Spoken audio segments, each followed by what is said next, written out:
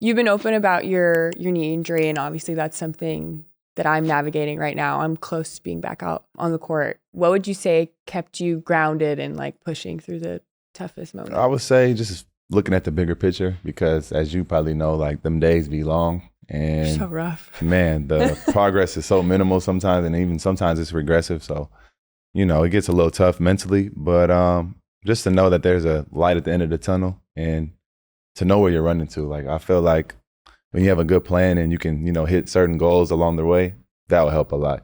That's helped me a lot, at least. Yeah. I feel like I think the hardest part for me. No, you go. Well, I was going to say. I was just. Okay. You go.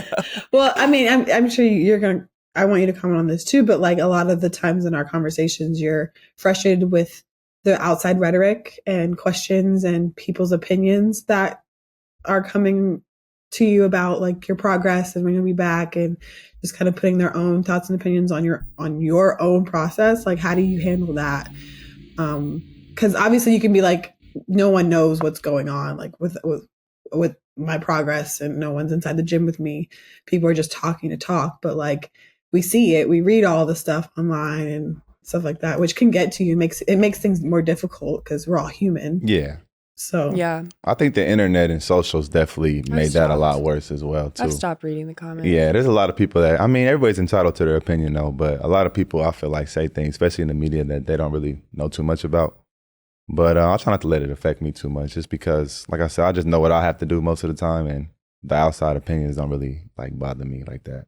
Yeah, no, I feel that. I feel like the toughest thing is kind of the media and feeling like you have to be rushed back, but I'm thankful my org, like they're not pushing me back. Nah, for sure. If you have a good organization that's behind you too and letting you heal, that's huge. They're like great. I shout out to the Bulls for that, because when I was going through it, like a lot of teams could have just pushed me to the side and, you know, said that was whatever, but they stuck with me through the whole way. So yeah, having a good team behind you helps a lot for sure. Yeah, I feel like also a lot of people don't know, like I had complications. Like my ACL wasn't just an ACL tear. Like I tore my meniscus as well. But yeah, I've had a complications and bumps in the road, which is really normal with ACL, you know, recovery. Really, any injury. I mean, especially as big as the one that you had. I mean, no, it's never going to be like a super smooth process coming back. Yeah. But probably just the work that you've, you know, put in as a kid and all the repetition that you know how to work. I think that's a pretty big thing. Like people that don't know how to, it's kind of like you're just going through limbo land. I think I don't know you personally, but just watching your career, you know, through the years, I think that you probably have a really good work ethic. So. Thank you. No, I appreciate that. I was going to say, like, it's kind of a blessing.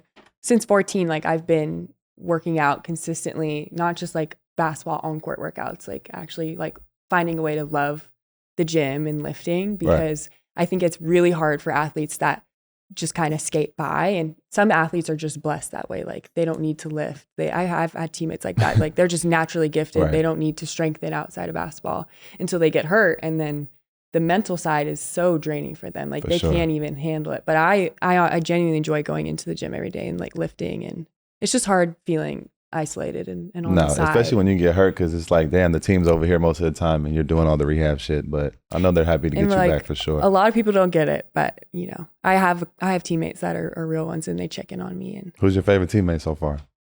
Not to put anybody out there like no, that. I feel like I always say Dearica Hamby, just because she like just really took me under her wing, and she has 2 kids. Like she's just very motherly to me. So that's what's up. Shout out to her.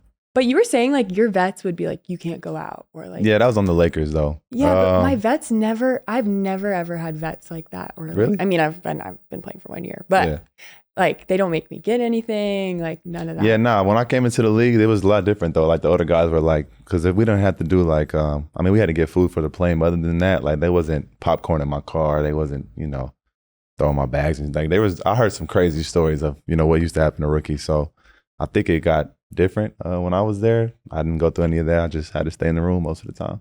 Good for you. The hotel rooms drive me crazy. So that's the worst part of professional basketball, I feel like. Because I was like a freshman during COVID in college. How was that? It was, I'm not even joking, like miserable. Especially because I didn't know anything as a freshman, and I thought it was like the end of the world. So that's also like, I mean, a lot of people did. COVID was a different time.